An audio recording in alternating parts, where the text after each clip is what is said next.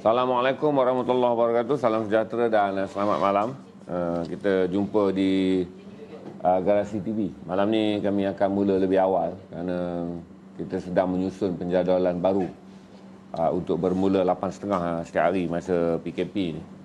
Kerana kita memerlukan lebih banyak ruang untuk, satu adalah auditorium dan yang kedua ruang untuk lebih banyakkan kita naikkan barangan-barangan combo murah yang memakan masa waktu jualan untuk anda. So share je, barangkali ramai yang belum tahu mengenai kita berubah jadual. So kita eksperimental je. Bukan eksperimen tuan-tuan. Mulai hari ni kita akan bersiaran sepanjang PKP pada pukul 8.30 malam. Cuma hari ni kita tak bersiaran siang, tapi esok kita akan balik seperti biasa. Siang pukul 4 akan ada besok sebab ada banyak barang gundi yang kita pecah untuk jualan sempena PKP 3.0 ni untuk saudara mendapat lebih banyak produk harga mampu milik. Seperti mana yang saya janjikan, hari ini juga kita akan naikkan banyak baseball kita malam kita promise baseball. Kita janji untuk naikkan semalam, kita ready malam ni. Kita ada beberapa t-shirt, jaket yang kita akan naikkan untuk anda dapatkan. Saya macam harga macam lebih kurang semalam yang kita belanja sekarang. Share dulu, kita tengok berapa number bila kita start 8.30 ni mungkin slow sikit angka dia kerana ramai tak menjangka. 250 mungkin agak perlahan kerana ramai yang tak menjangkakan Garasi akan bersiaran awal. Tapi okey je, saya untuk sepanjang PKP kita akan start 8.30 supaya saudara lebih mempunyai lebih banyak masa lebih awal masuk dan tengoklah kalau kita mempunyai banyak produk dan tenaga, kita akan lag sampai pukul 1 pagi. Saudara boleh in and out je untuk keselesaan saudara. Bagi mereka yang nak mendengar editorial, just masuk je 8.30. Bagi mereka yang nak membeli, saya sarankan mungkin 9.30 saudara masuk. Jadi tak timbullah soalan kekeliruan di mana ramai yang bertanya barang yang di belakang ketika kita editorial. Cuma besok mungkin kita akan editorial dengan menggunakan set studio supaya saudara tak terganggu dengan soalan-soalan baju di belakang tu berapa harga, baju di belakang tu berapa harga. Sebab besok saya akan mula stream dengan Syahrir Abdul Kadir. Dan selepas tu Syahrir akan stream sendirian untuk editorial malam dan saya akan stream sendirian untuk editorial siang. Lepas tu malam barulah saya akan bawa masuk balik untuk jokikan produk. Saya tunggu angka untuk update saudara. Berapa kita ada sekarang? 4.3. Alhamdulillah, bila kita masuk secara mendadak mengejutkan, angka tak mengecewakan. Hari ini kita akan buat banyak perbandingan tuan-tuan. Hari ini adalah comparison report ataupun laporan perbandingan untuk saudara lihat keadaan di Malaysia, keadaan di Thailand dan Vietnam telah pun ada analisis dari Vietnam. Saya boleh bagi analisis daripada Vietnam yang mula menyalakan panic button. Vietnam hari ini antara yang paling nampak panik sekali tuan-tuan di Ho Chi Minh. Berikutan yang saya katakan mereka telah menemui 7 varian dan menjadikan Vietnam satu-satu negara di dunia yang mempunyai varian yang paling banyak. Dan Vietnam adalah kini menjadi uji kaji di dunia kerana mereka memiliki varian apa yang dipanggil sebagai mix varian India dan juga varian United Kingdom. Tuan-tuan dan perempuan, varian telah dinamakan dengan nama-nama baru tuan-tuan. Gamma, Beta, Ultra, segala macam lah dengan nama-nama baru tu. Tapi saya tak mungkin pergi kepada tu kerana WHO hari ini tidak lagi menggazetkan varian di bawah number kerana katanya susah untuk disebut. Dan bila dia datang dengan Delta, Alza, semua tu agak susah. Gamma dan juga tu agak susah untuk kita kerana kita telah terlanjur menggunakan varian mengikut nama pendaftaran negara yang menemukannya. Jadi saya nak sebut varian India sebagai Delta, varian Brazil sebagai Gamma, agak sukar. Tapi nanti saya akan tunjuk pada saudara lah alfa, beta, gamma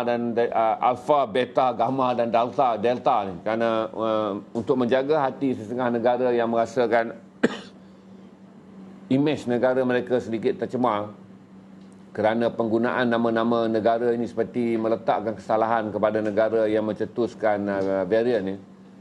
Kerana kata WHO mereka tak mahu mengulangi perkataan Ebola kerana Ebola merujuk kepada nama sebuah sungai dan akhirnya selepas 20-30 tahun Ebola berakhir, dia telah menjejaskan reputasi sungai Ebola yang mengalir di Afrika sebagai sungai yang dikaitkan dengan wabak maut yang pernah membunuh ribuan nyawa di Afrika pada tahun 1990-an.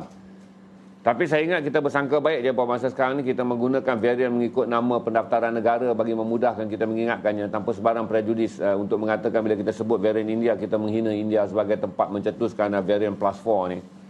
Bila kita menyebut varian UK, varian Brazil ataupun varian Afrika, kita tidak punya niat untuk menyalahkan negara ni kerana varian ini adalah varian yang berkembang di mana tempat, tuan-tuan.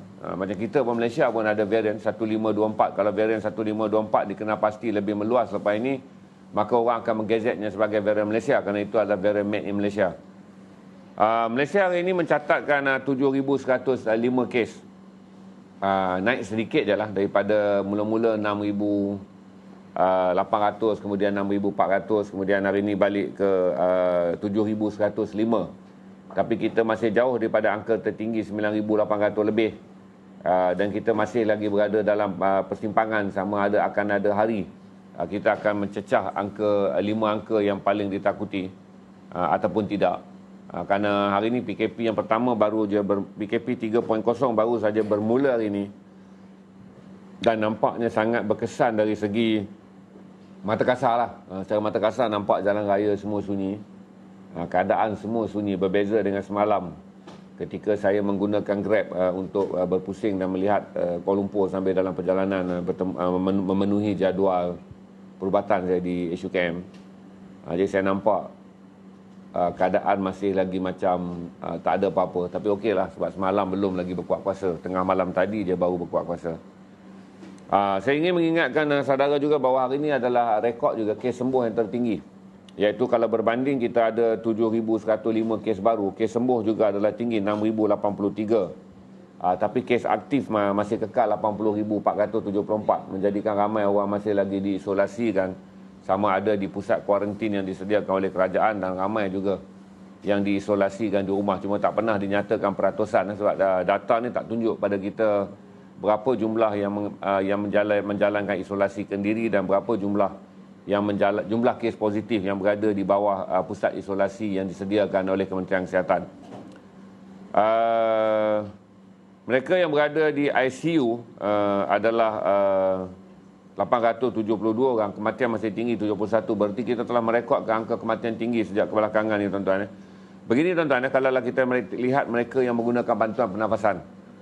Mereka yang menggunakan bantuan pernafasan hari ini antara yang tertinggi 419 berbanding 872 yang berada di ICU, berarti hampir 47-48% menggunakan bantuan pernafasan.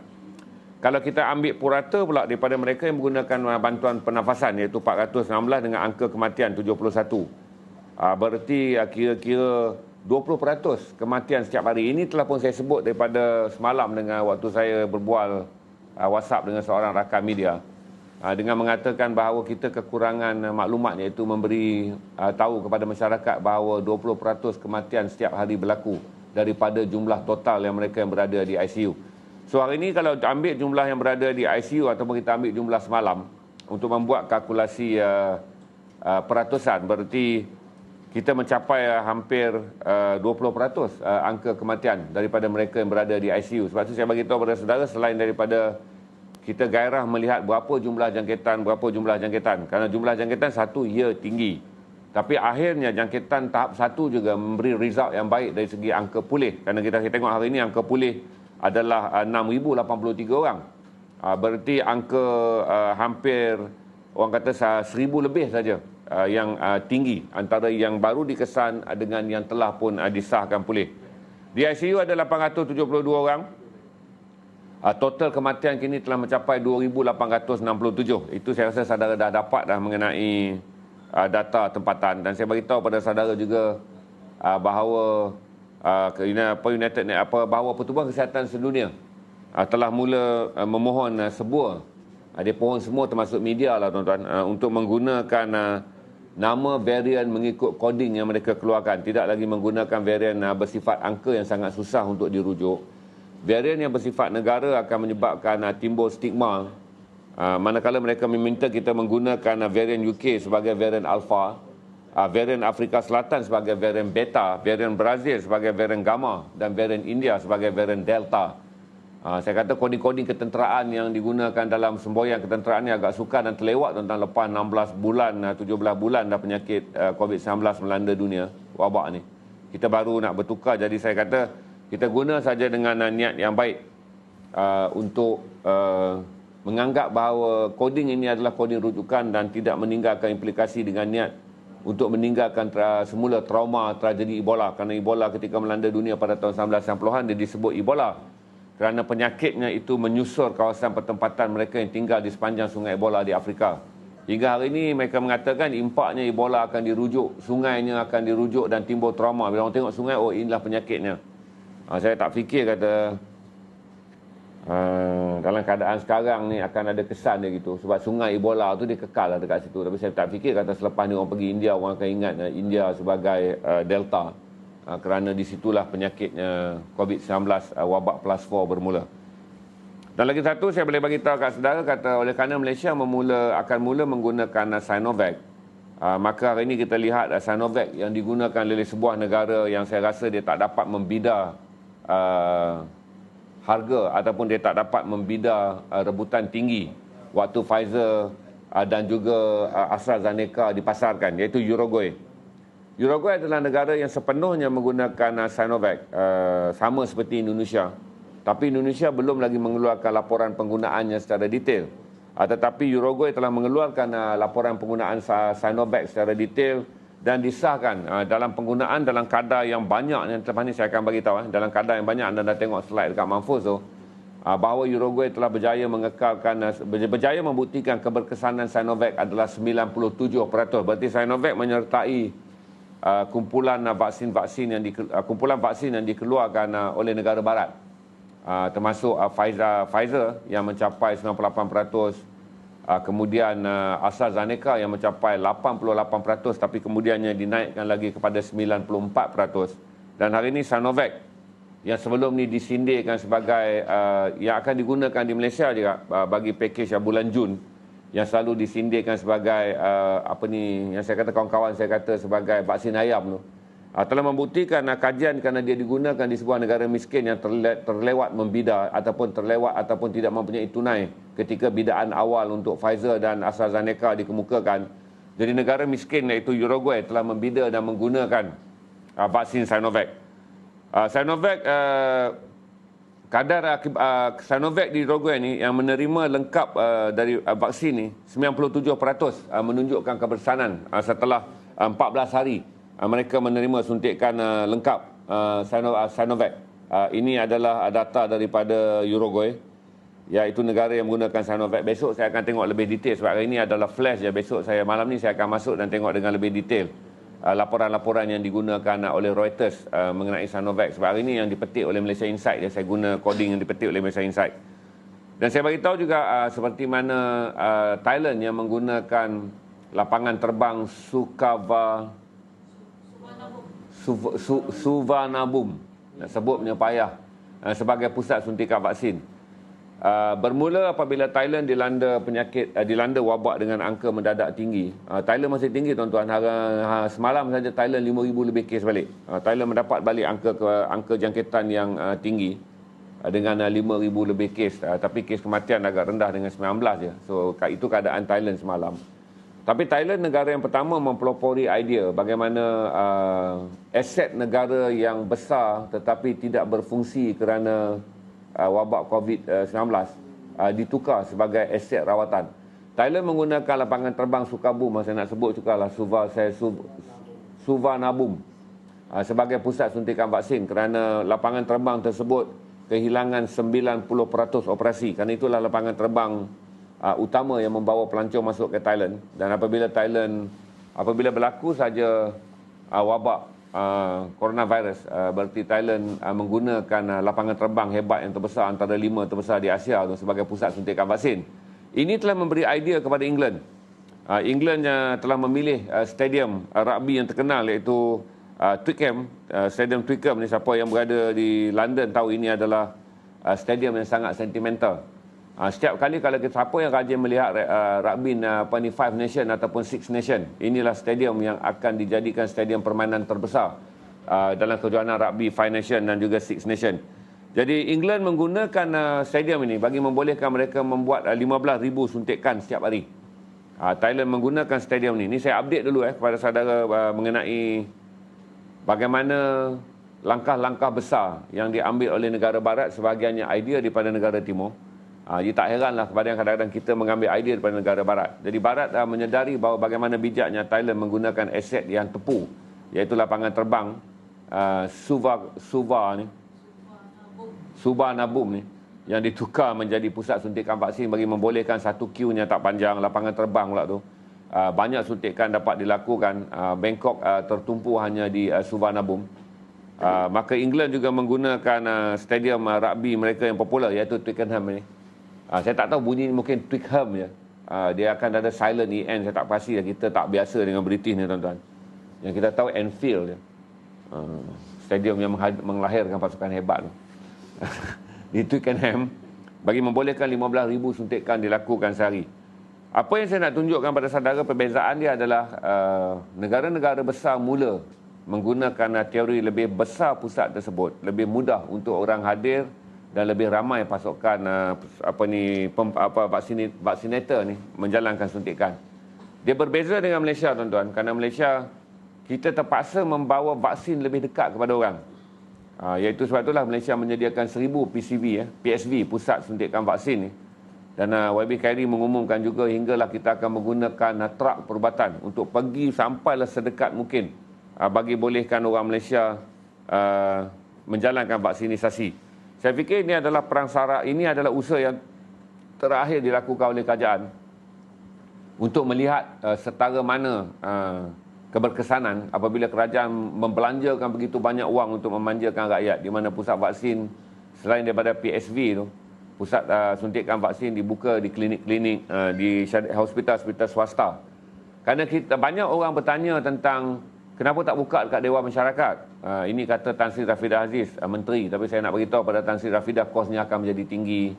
Sebahagian daripada dewan-dewan orang ramai ini tak terjamin kebersihan dia. Berada dalam lokasi yang sangat sulit, agak sukar. Jadi kerajaan menggunakan klinik swasta dan hospital swasta sebagai pusat PSV. Bagi membolehkan, satu adalah kedudukan kawasan adalah pembersih. Dan kebanyakan klinik-klinik yang dipilih telah pun berada dalam kawasan perumahan yang padat dengan penduduk dan mudah untuk divaksinkan. Jadi kita harap selepas ini rakyat Malaysia tak ada lagi sebab untuk menolak dengan mengatakan mereka tak mahu divaksin kerana jauh atau mereka sukar untuk mendapatkan vaksin. Tuan-tuan dan puan-puan, angka vaksin masih lagi kekal rendah, pendaftaran baru 50% je. Saya tak pasti 50% yang dah daftar ni tuan-tuan mungkin masih memadai untuk kerajaan memulakan suntikan maksimum. Kerana kita, untuk tuan-tuan dan perempuan yang mana komplain pasal jumlah vaksin tu, mulai semalam Malaysia telah menyuntik 70,000 vaksin sehari. Berarti angka suntikan vaksin telah meningkat kepada paras 70. Kita nak menuju kepada paras maksimum 140,000 suntikan sehari. Dengan hadirnya vaksin Sinovac pada bulan ni, berarti pada Jun kemungkinan dengan telah dilantik 1,000 pusat suntikan vaksin PSV ni, saya fikir kata tidak mustahil daripada 70,000 yang kita ada sekarang dengan hanya menggunakan suntikan berjadual biasa, termasuk 4 pusat suntikan besar bagi mereka yang menyuntik vaksin AstraZeneca tu, dah 70,000. Saya fikir kata tak mustahil pada Jun kita mampu menaik taraf untuk mencapai 120,000 dan kemudian 150,000 sehari. Berarti tuan-tuan, kalau angka pendaftaran kita meningkat dengan baik, kita akan mencapai 4.5 juta suntikan sebulan. Kalau semua suntikan maksimum ini berjaya dilaksanakan, yang perlu adalah respon sama ada rakyat Malaysia mahu divaksin ataupun tidak, iaitu 4.5 juta vaksin boleh disuntik mulai Jun. Hari ini dah Jun mulai apabila vaksin Sinovac diedarkan. Saya tak fikir apa yang berlega-lega di kalangan orang ramai sekarang. Kalau itu AstraZeneca akan dikaitkan dengan vaksin mati. Kerana kata Maktih dia tu. Maktih kita, akhbar The Maktih Daily ataupun The Maktih News ni. Melaporkan dengan audionya yang kemudian mempengaruhi rakyat Malaysia bahawa 40 jururawat meninggal kerana vaksin. Dan kemudian Maktih ni telah menyarankan mereka supaya menggunakan menggunakan air kelapa sebagai rawatan untuk mengelakkan berlaku kematian apabila menerima vaksin AstraZeneca. Saya tak pasti saudara mendapat viral apa sekarang mengenai Sinovac. Tapi saya awal dah bagi tahu bahawa kita ambillah negara pengguna Sinovac yang paling begini Uruguay saya fikir kata dia adalah negara miskin.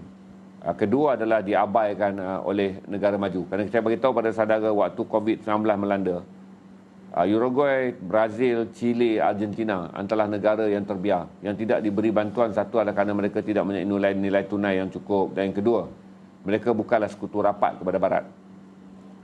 Maka itu tuan-tuan, vaksin dikawal oleh, vaksin Pfizer dan vaksin AstraZeneca dikawal oleh negara-negara kaya. Di mana saya bagi tahu pada saudara, Kanada membeli dengan lebih 40 juta daripada stok keperluan. Yang herannya tu Kanada boleh dapat dalam satu lamsam, bark and barrel. Itu yang sangat-sangat menyedih dan mengelirukan kita, bagaimana sebuah negara seperti Kanada boleh membeli vaksin dengan stok simpanan hingga 40 juta suntikan. Sedangkan negara pada waktu itu dunia sedang dilanda oleh kritikalnya suntikan. Dan saya beritahu juga pada saudara bahawa ketika inilah China datang dan menawarkan vaksinnya kepada negara-negara miskin. Saya tak kata Indonesia miskin, tuan-tuan. Indonesia deal dengan China, saya tak tahu macam mana. Kerana Indonesia memilih untuk menggunakan Sinovac. Sebab Indonesia adalah antara negara terawal. Saya rasa negara pelopor yang menggunakan Sinovac sebagai suntikan umum. Setelah Sinovac berjaya melalui proses ujian klinikal tahap 1, klinikal tahap 2, klinikal tahap 3, kemudian diluluskan untuk penggunaan dan kemudian digunakan oleh Indonesia. Yang saya report kepada saudara adalah kejayaan Sinovac mencapai 97% keberkesanan setelah disuntik baik oleh mereka yang menerima 2 suntikan. Dan kemudian pada waktu itu yang sama, saya nak ingatkan saudara, kata varian ni, walaupun kita bimbang dengan Vietnam yang mendaftarkan 7 varian bahaya serentak, kata Tan Sri Ketua Pengarah Kementerian Kesihatan Malaysia, Tan Sri Nur Ishak Abdullah, tidak ada negeri di Malaysia sekarang yang bebas varian. Kalau saudara tengok slide yang sedang ditunjuk oleh Mahfuz ni, untuk COVID-19, semua negeri telah memiliki variant of concern, iaitu varian bahaya. Berarti sama ada negeri itu memiliki varian yang paling besar impak dia, iaitu varian varian Afrika, ataupun varian UK, atau varian India, atau varian 1524, iaitu varian made in Malaysia. Kerana tak didetailkan sama ada varian Malaysia ni senarai atau tidak, tapi disebut setakat ini hanyalah varian Afrika Selatan. Dan kemudian kata KKM, variant of concern ni juga adalah variant of concern daripada United Kingdom. Cuma ada beberapa lagi VOI, iaitu variant of interest ataupun variant yang menimbulkan tanda tanya, keraguan, sedang disiasat, dan kita akan tunggu selepas ni apakah jenis variant yang disebut ni. Cuma isu varian 1524 yang dikenal pasti di Perak kali pertama tu dalam ujian jujukan Venom pada penghujung bulan April. Kita dah tak dengar dah sama ada varian 1524 itu berkembang dan merebak dan menjangkiti orang lain. Tak pernah wujud. Cuma sekali tu disebut bahawa varian Malaysia 1524 disahkan ditemui di Perak, tapi kemudian kita tak pernah mendengar lagi mengenai berita 1524. Kemudian saya nak pergi pada saudara adalah yang ini pagi tadi saya berwhatsapp dengan Tan Sri Johan dalam grup kami lah, grup veteran media ni. Mungkin Tan Sri Johan kumpulkan data ni untuk artikel beliau sama ada dalam The Star ataupun artikel beliau yang akan ditulis dalam Sinar Harian, iaitu mengenai kes jangkitan terhadap kanak-kanak dan bayi. Kalau hari itu saya laporkan pada saudara 64,000. Ini sekelip mata tuan-tuan, dan naik 82,000. Ingat tak masa saya stream dengan anda, saya rasa baru-baru lepas raya, saya beritahu jangan lupa 64,000 daripada jumlah mereka yang dijangkiti COVID-19 ataupun 12% daripada total tu adalah kanak-kanak. Hari ini tuan-tuan, kalau kita tengok angka dia, daripada total angka yang kita ada 579,000, 82,000 adalah kanak-kanak. Berarti kalau 10% adalah 57,000, berarti dia hampir 15%. Angka yang membabitkan kanak-kanak. Ada pecahan dekat situ tuan-tuan. Berarti daripada bayi sampailah mereka yang berusia 4 tahun adalah 19,851 orang. Daripada 5 ke 6 tahun ni, margin umur yang dekat ni, 5 ke 6 tahun ni 8,327 orang. Yang mengejutkan adalah 7 hingga 12 tahun, iaitu kanak-kanak yang berusia 7 hingga 12 tahun dan kanak-kanak sekolah rendah. Mereka ini mewakili kumpulan yang kedua terbesar, itu 26,851, manakala remaja 13 hingga 17 tahun, iaitu 27,000 orang. Jadi tuan-tuan, ambil data ni tuan-tuan, supaya kita tak menganggap kerana kebiasaannya kita menganggap ini adalah wabak orang dewasa. Banyak yang dipaparkan adalah orang dewasa. Barangkali kerana angka kematian tidak berlaku banyak di kalangan kanak-kanak, maka tak menjadi big news. Tapi hari ini saya suka nak mengingatkan saudara tentang fakta ni, supaya saudara mengambil kira tentang keadaan anak-anak. Berarti taklah lagi kita bimbang untuk melihat suhu badan kita dan suhu badan suami ataupun suhu badan orang dewasa. Kerana bayi tak boleh menggambarkan kepada kita tahap 1. Kecuali bayi juga tak boleh menggambarkan kepada kita tahap 2. Kecuali apabila datang tahap 3, bila dah ada flu dan kahak, barulah kita tahu kata kemungkinan bayi kita mengalami simptom COVID-19. Jadi pastikan juga saudara concern dengan bayi, iaitu terutama 0 hingga 4 tahun ni, kerana angkanya besar tuan-tuan. 19,851 adalah bayi yang berusia di bawah 4 tahun. 5 hingga 6 tahun mungkin kita boleh mengesannya, kerana mereka mungkin boleh bercakap dan boleh memberitahu kata, ataupun kita boleh buat test tuan-tuan, dengan memberikan perfume dan mereka kata hilang bau, atau kita kata adik rasa tak manis gula ni, dan dia mungkin boleh mengatakan tidak ketika kita melihat anak kita dalam keadaan lesu dan lemah. Jadi kena concern tuan-tuan untuk melihat tanda-tanda awal, kerana kita bimbang kanak-kanak yang terutama yang di bawah usia 4 tahun telah menunjukkan tahap 1 tapi kita tak concern, tapi bila sampai tahap 2 dan tahap 3 telah menimbulkan kesukaran. Jadi pastikan juga anda concern lah tentang ni, kerana angka ni tak pernah dibesarkan, tapi hari ini adalah angka kematian kesihatan, cuma orang tak push ke depan. Tak ada berita besar yang dibawa oleh akhbar. Jadi saya bawa lah dalam stream ni untuk anda dapat data ni. Kemudian saya bagi tahu kata untuk mereka yang tak mau disuntik vaksin.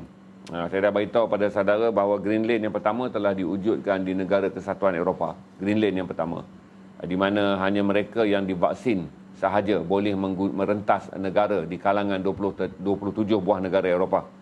Itu yang dijalankan secara komuniti. ASEAN belum lagi, kerana kita tak nak bincang, kita dalam keadaan kelang kabut kerana semua negara mempunyai kes jangkitan.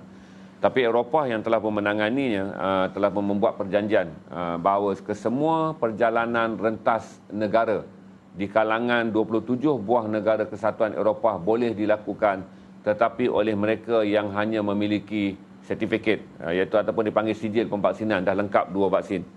Kemudian kita dengar yang belum mengamalkannya, iaitu Mekah. Mekah dah umumkan, Arab Saudi dah umumkan bagi mereka yang akan datang untuk menunaikan fardu haji atau umrah. Apabila musimnya sampai atau Mekah ataupun Saudi mempraktikkannya, hanya mereka yang divaksinkan saja yang akan dibenarkan memasuki Mekah. Dan hari ini Qatar telah bersedia untuk membuka sempadannya, dan Qatar juga mengamalkan benda yang sama, iaitu hanya negara yang menjadi jirannya. Sebab frasa pertama ni Qatar kata dia akan memulakan di kalangan negara teluk, iaitu negara-negara dekat bersempadan yang ingin mengunjungi Qatar, sama ada atas tujuan pelancongan atau tujuan perniagaan ataupun atas tujuan ziarah. Qatar akan membuka sempadannya dengan mengamalkan sama juga standardnya adalah mereka hanya yang memiliki vaksin saja akan dinilai, hanya mereka yang telah divaksinkan saja akan dibenarkan melalui the green zone ataupun green lane, untuk membolehkan Qatar menjadi negara yang ketiga mengumumkan bahawa mereka akan membukakan negara mereka, negara pertama di Asia dan yang ketiga dalam kelompok dunia lah, selain daripada UK, yang mereka akan mengumumkan bahawa hanya mereka yang divaksin akan diraih dan diterima masuk ke Qatar. Jadi tuan-tuan, bagi mereka yang ini saya boleh bagi tahu, dulu saya dah bayangkan tentang dalam Green Lane tu. Bagi yang tak mahu divaksin tu tuan-tuan, ada 2 komplikasi yang kita akan alami. Satu adalah kita tak akan terbang ke mana-mana negara antarabangsa, kerana saya pasti 194 negara Pertubuhan Kesihatan Sedunia. Untuk pengetahuan tuan-tuan, ada negara yang diiktiraf sebagai negara berdaulat, ada 165 negara berdaulat. Yang menjadi negara WHO adalah 194. Saya carilah siapa satu yang tak jadi ni. Last kali baru saya tahu Korea Utara. Jadi Korea Utara saja yang tak menjadi ahli bagi negara bagi negara berdaulat yang ada di atas dalam Pertubuhan Bangsa Bersatu yang tidak menjadi ahli kepada Pertubuhan Kesihatan Sedunia. Berarti tuan-tuan, kalau saudara nak terbang ke 194 negara yang ada di seluruh dunia ni, dan Korea Utara tak payah terbang lah tuan-tuan. Memang kita pun dah tak ada hubungan diplomatik dengan dia. Tuan-tuan pun tak mungkin nak masuk pergi sana. Kecuali kalau kita nak terbangkan golongan anti vaksin ni. Tapi saudara kena ingat bahawa inilah yang akan dipraktikkan oleh 194 negara Pertubuhan Kesihatan Sedunia. Kerana mustahil ada negara selepas ini akan mengumumkan mereka akan menerima golongan yang tidak divaksin sebagai pelawat. Dan selain itu juga saya nak bagi tahu pada saudara bahawa model yang sama telah dipraktikkan di Amerika. Berarti saya fikir kata model yang digunakan di Amerika selepas ini akan digunakan pakai oleh banyak negara. Di mana Amerika mula melancarkan apa yang dipanggil sebagai green community dan juga green area. Dalam pengumuman pada 3 hari lepas, waktu saya bercuti tu, saya dah bagi tahu pada anda kata Kerajaan Persekutuan telah mengumumkan. Begini dengar betul-betul. Kerajaan Persekutuan telah mengumumkan Amerika sekarang bersedia untuk kembali kepada kehidupan sebelum datang COVID-19 ataupun dipanggil new normal. New normal di Amerika, di mana kerajaan Amerika akan membenarkan semua aktiviti yang pernah ada di atas bumi Amerika dilaksanakan semula. Tetapi yang dibenarkan hadir dan berada di dalam aktiviti sosial, hiburan dan segala macam tu hanyalah mereka yang divaksin. Berarti sukan American Football akan kembali dengan syarat semua pemain, semua kaki tangan sukan, semua ejen sukan telah divaksin. Stadium akan dibuka, tetapi hanya mereka yang divaksin saja boleh membeli tiket. Amerika akan membuka pawagam dan membuka segala macam bentuk yang mereka rasa perlu bagi menggerakkan kembali aktiviti sosial, tetapi Amerika hanya akan menerima golongan yang telah divaksin 2 kali untuk menyertai komuniti ini. Berarti tuan-tuan, Amerika ni sebuah negara HAM, hak asasi manusia. Sebuah negara hak asasi manusia yang dianggap champion lah tuan-tuan. Semuanya sama rata di Amerika ni. Tuan-tuan pun selalu berbangga. Yang keluar belarak di bersih tu Amerika lah contohnya. Yang pernah berkuning-kuningan segala macam color yang saudara pernah belarak tu, bertempur dengan polis tu. Amerika lah rujukan saudara. Demokrasi tulen, demokrasi tulen. Dan kali ini Amerika selepas tahun 66, saya cerita pada saudara, tahun 66 Amerika mengakhiri apa yang dipanggil sebagai anti kulit hitam. Di mana pada tahun 66 masyarakat kulit hitam kali pertama dibenarkan mengundi di Amerika. Berarti berakhir sama sekali apa yang dipanggil sebagai rasis di Amerika. Dan kembali hari ini Amerika akan mengamak. Amerika ni tuan-tuan, yang tuan-tuan jadikan hebat, kiblat lah bagi mereka yang hak asasi ni, yang termasuk juga yang sekarang ni membantah hak asasi lah yang menyebabkan kenapa perlu dipaksa orang untuk divaksin. Jadi bila hari itu saya kata vaksin adalah wajib, adalah 2-3 pejuang hak asasi ni mengatakan bahawa tak boleh. WHO mengatakannya tak boleh. Saya kata boleh, sebab WHO tidak boleh melanggar semua negara berdaulat. Kerana konvensyen WHO adalah konvensyen longgar. Saya kata boleh. Tapi nampaknya YB Kerry mengambil langkah pujuk dulu. Hantar, sediakan 1000 pusat PSV untuk vaksin. Sediakan truk untuk masuk sampai boleh ke dalam toilet rumah anda untuk memvaksinkan anda yang selama ni rasa susah untuk pergi pusat vaksin kerana jauh. Walaupun orang yang sama lah, saya rasa mungkin 3-4 kali meronda ke pantai sana, bercuti di pantai sini, ataupun 3-4 kali pergi Paris pun mungkin dah orang ni. Tapi saya beritahu pada saudara, negara yang dianggap bapok bagi segala demokrasi juga akan mengamalkan bahawa mereka yang tidak divaksin tidak akan dibenarkan menyertai green society ataupun green community. Apabila new normal di Amerika diamalkan selepas pasca vaksin, kita tak sebut pasca COVID-19, pasca vaksin, di mana orang yang telah diberi sijil vaksin dibenarkan kembali hidup dalam new normal. Manakala orang yang tak divaksin, saya tak pasti. Setakat ni dia tak sebut kedai makan tak dibenarkan apa. Amerika belum sebut, cuma tahapnya adalah semua aktiviti sosial. Sama kita akan tunggu sama ada selepas ni Amerika akan mengumumkan juga bahawa pusat beli belah dan juga segala tempat yang ada orang awam, hanya mereka yang mempunyai kod pemvaksinan saja dibenarkan masuk. Kalau ini diamalkan, saya fikir kata bye-bye lah kepada orang yang tak divaksin ni. Dia mungkin boleh pilih untuk tinggal lautan lah tuan-tuan. Kalau dah Amerika amalkan nak masuk Walmart pun tak boleh, nak masuk shopping center pun tak boleh. Tak tahulah. Jadi kalau saudara yang berada di Malaysia yang hak asasi ni, pejuang-pejuang hak asasi mengatakan kenapa kami tidak divaksin, nak dikira sumbangkan, saudara pergilah pada godfather saudara, iaitu Uncle Sam, negara yang mengajar begitu banyak teori demokrasi, dan tanyalah dengan Uncle Sam Uncle, kenapa orang yang tak divaksin, Uncle, disisihkan dalam proses new normal di Amerika? Hari ini je saya akan share dengan saudara mengenai Vietnam. Okay.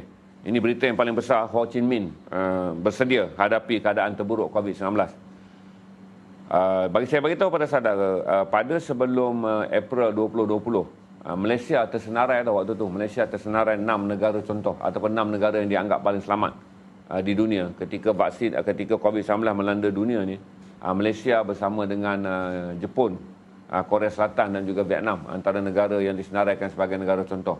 Kemudian kita sekarang ni menjadi 19 negara paling bahaya. Sekarang Malaysia disenarai pula dalam 19 negara paling bahaya apabila diukur nisbah angka jangkitan dengan populasi penduduk. Tapi Vietnam, tuan-tuan, negara yang paling selamat, mula menerima, maksudnya orang lain dah lalu gelombang. Kemudian India yang selamat pun dah lalu gelombang. Kini gelombang sedang melanda Vietnam. Cuma Vietnam agak malang, tuan-tuan, daripada sebuah negara yang bersih yang ada tempoh dia. Vietnam hanya ada 1 kes bagi tempoh 3 bulan. Tapi Vietnam hari ini, hari ini, untuk data Vietnam, mereka menerima 199 kes di Vietnam.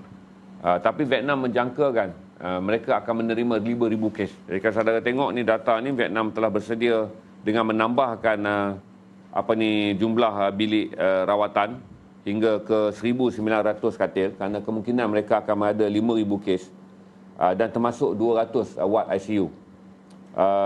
Vietnam kini menggunakan tentera sebagai pentadbir kesihatan. Jadi itu antara benda yang saya boleh update dengan saudara ringkasnya. Besok Vietnam akan lebih banyak beritanya menjadi perhatian dunia. Kerana hari ini dah 169 dengan jumlah varian yang ada tu, tuan-tuan, iaitu 7 varian yang ada di Vietnam plus 1 varian yang paling ditakuti di dunia dipanggil varian plastik, di mana varian yang dipanggil varian hybrid, campuran varian India yang mempunyai 4 kekuatan dan varian UK yang mempunyai 2 kekuatan telah pun dikesan di Vietnam. Jadi malang untuk Vietnam, tuan-tuan, daripada sebuah negara yang bersih dan tak pernah mengalami ledakan jangkitan. Kini Vietnam akan bersedia mengalami ledakan jangkitan yang lebih panik daripada negara-negara lain. Kerana selain angka yang mereka takuti, tetapi juga adalah kekuatan varian. Jadi itu yang saya boleh update pada saudara tentang Vietnam. Saya rasa habis takut segala data yang saya ada ni. Yang ini adalah, saya cek baliklah kalau ada apa yang saya miss untuk bincang dengan saudara. Saya rasa itu je lah, tak ada apa dah yang saya nak bincang. Uruguay pun saya dah sentuh dengan saudara. Yang paling penting adalah jangan panik kalau saudara gini lah, tuan-tuan, kan. Masa Pfizer, saudara kata itu vaksin Yahudi. Nanti tak boleh baca Al-Fatihah dan tak boleh mengucap. AstraZeneca ada yang kata ini adalah vaksin maut, nanti blood clot dah mati. Sinovac, saudara kata vaksin ayam. Saya dah ambil dah satu keputusan setelah bincang, sembang-sembang dengan kawan ni. Puak-puak yang tak mau divaksin ni, tuan-tuan, tak payah nak cerita apa dah. Kita akan menunggu satu cerita je, iaitu apa yang akan berlaku. Satu adalah sama ada mereka akan kena juga vaksin kalau Malaysia menggunakan akta darurat. Sebab negara-negara lain tak berada di bawah perintah ordinan darurat, maka mereka boleh menggunakan klaus WHO.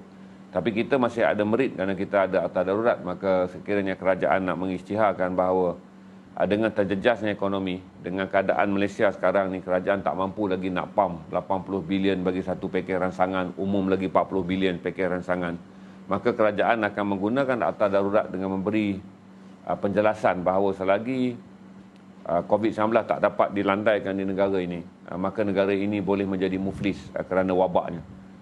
Kalaulah angka jangkitan, kalaulah angka suntikan berkurangan, kerajaan dah push ni, tuan-tuan, maksudnya segala telah disediakan, orang tak mau suntik juga dan jumlah mereka ramai, maka kita akan menganggap mereka ini adalah sebagai kumpulan yang akan menyusahkan negara. Mereka inilah kumpulan yang dianggap memusnahkan ekonomi negara. Buat masa sekarang kerajaan menyediakan pusat suntikan untuk mudahkan mereka, tapi saya fikir yang akhir untuk mereka adalah sama ada mereka akan dipaksa disuntik di bawah ordinan darurat dengan klaus tambahan, sama ada tak disuntik akan ada hukuman denda tinggi dan juga penjara mandatori, ataupun akhirnya kerajaan akan mengumumkan Green Lane dan juga Green Zone di Malaysia akan dilaksanakan seperti mana kita melihat model yang telah pun digunakan pakai oleh negara-negara di Amerika dan juga dipakai oleh Kesatuan Eropah. Dan secara tak langsung lah saya boleh kata Saudi juga mengamalkan Greenland kerana dia telah mengatakan bahawa hanya menerima mereka yang divaksin. Dan kita boleh menyebut juga bahawa Qatar juga telah memulakan Greenland International di mana menerima pelancong daripada negara-negara jiran tetapi mestilah dengan 2 suntikan vaksin. Jadi itu je lah, saya rasa dah habis dah saya ulas pahan ni agak panjang ni, wala dah 45 minit.